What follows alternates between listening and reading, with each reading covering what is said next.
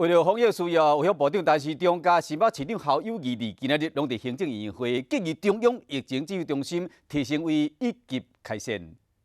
所以院长在院会当中听取完陈时中部长的简报，以及听取完陈部长的建议，也就是把流行疫情指挥中心升级为第1级的这个建议。院长在听取完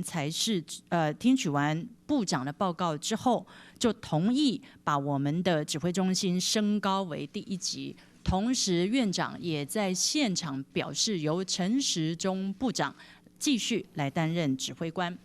而另外，指挥中心提升为1级开设了，各级真侪部会台面层级就会提升，就会快速整合各部会防疫资源甲能力，更加高规格迎战武汉病毒。另外，地方政府部分，因为新北市政府早伫过年期间，就已经提升为最高规格1级防疫开线，由侯友宜市长坐镇做指挥官。